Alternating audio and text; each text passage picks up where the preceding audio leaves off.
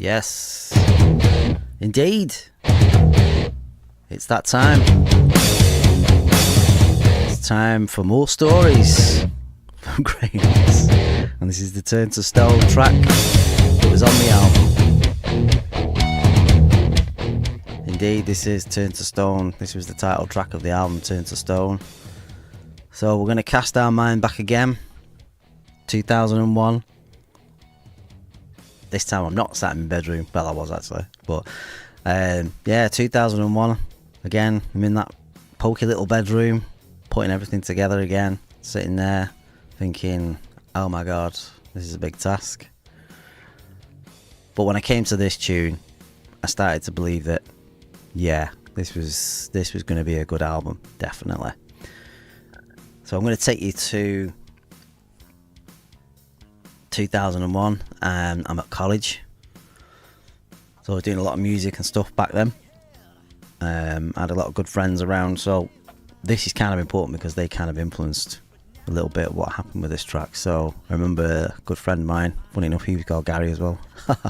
So yeah, I basically said, yeah, look, have a listen to this, and we was listening to it, and I was kind of like, it had a good groove. The bass line just needed something, but he was like a bass player, so we used to play, you know, a lot of gigs and stuff at college and things like that together, and he was good on the bass. So I said, can you put something with it? And he basically came up with the bass line. So yes, it may be me playing it on the record, but I have to give credit to that man. So yes, if he's out there, Gaz. I'm not going to give him his full name, but yeah, he kind of came up with a good solid bass line with this, and it was yeah, it made the difference to the song. And from that, the song kind of built on its own. Again, the lyrics, my head has turned to stone, feel it in my head, I feel it in my soul, now I've lost my grip, my head has turned to stone.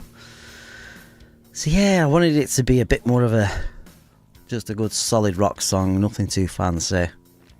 Hear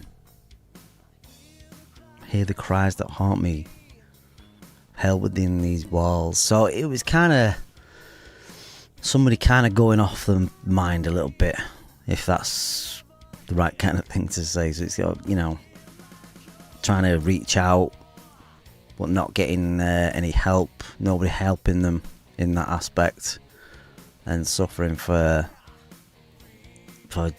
having, you know, that kind of, what's the word, I don't know, just suffering for trying to reach out but nobody helping them. That was my take on it anyway. That's kind of where I kind of had my head with this at the time. Solo. Now this was interesting because I tried something a little bit different with this, and it kind of came out really well.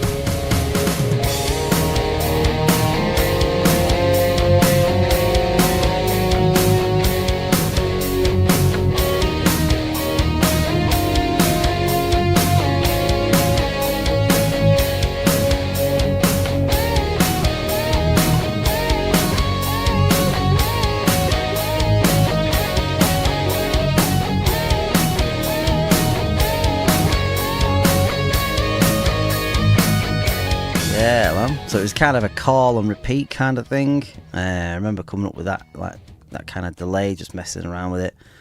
But I wanted it to kind of follow the mood of the song, if anything. I didn't want anything too technical, too fancy. It just didn't fit. I tried loads of different things. But yeah, that was the result with the lead on that. I just thought it was really cool, and it kind of set the mood for the song. And again, as I've said, like on the previous, I'm all about moods and feel, and I think this kind of had a lot of it. This has also been re-recorded on Resurrection's album, so here's my shameless plug. Make sure you check out all the KRANIUS albums, because like I say, this was redone on the Resurrection's album, and it was fun to kind of go back and redo it. But yeah, I remember doing a lot of vocal stuff with this as well, rather than just, the old shouty stuff and full on. It was a bit more, needed some soul to the vocals. I remember thinking, right, I got to get some harmonies with this as well, to try and thicken it out. And I was kind of I do remember being into my harmonies back then. I think the kind of thing that did it for me as well was listening to a lot of different things that were kind of around at the time. Sort of the grunge stuff, especially like Alice in Chains and things like that. They were kind of doing, this discordant sort of fifths and things like that with the vocals.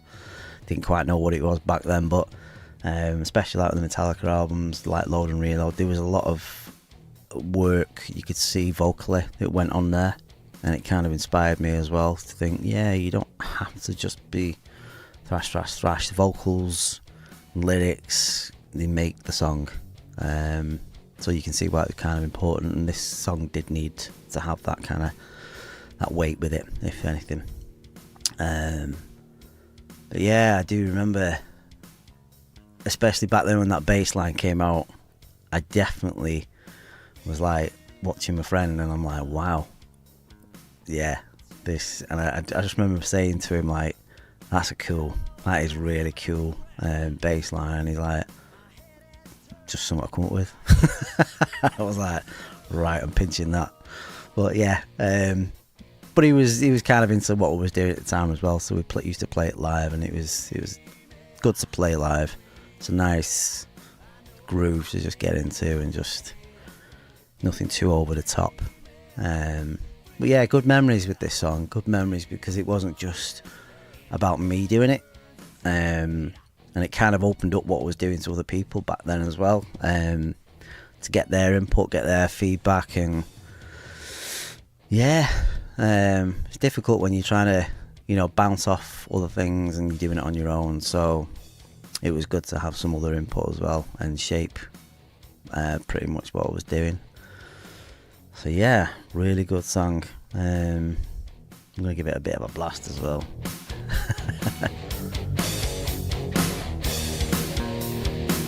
There's that bass line.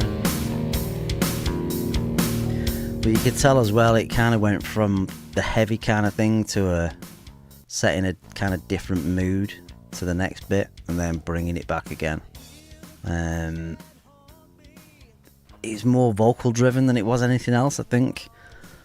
It needed to tell a story, so it was like I say before, it was about being locked in within yourself, asking, crying out for help, I suppose, if you want to call it that, and nobody really hearing what you're saying, being trapped within yourself and trying to reach out, I suppose.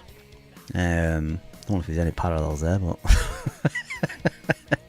but yeah, it was a cool song, cool times. There's a lot to dig up with this album, especially when you hear tracks like this, and I go back to it. It brings back a lot of good memories. But yeah, you want to check them out, like I say, KRANIUS.com, KRANIUS.bandcamp.com. There is a link in the descriptions here as well that takes you to everything that's KRANIUS. And I'm having fun doing this. It's really, really good to kind of go back, listen to the old stuff, and maybe shape what comes in the future. Hint, hint. But yeah, it's good, all good. I'm going to leave you a little bit with a track now, keeping it short and sweet. In fact, we're going to have a look at My Way Back Home is the next track, and you can see that little bit of a smirk on my face because it's an interesting one. I was starting to go more melodic, more ballad, and I think you can kind of on this album hear the reflection of I was trying to do something different that wasn't just thrash, and try and merge being musical with what I was doing, and starting to learn my limits, not just my limits, but what I was capable of musically, learning new things. So it was an exciting album really when I look back at it now, and probably you'll get the gist of that when you have a good listen. So anyway, I'm going to leave you with the out bit. I'm going to scoot off and leave you guys. But again, it's always a pleasure, not a chore, coming up with new ones every week. But it's been really good doing all this, and hopefully it'll continue. But again, take care of yourselves. Be metal, whatever you want to do. I don't care. Stay metal, stay safe. And I'll see you on the flip side. Thanks for watching. See you on the next one.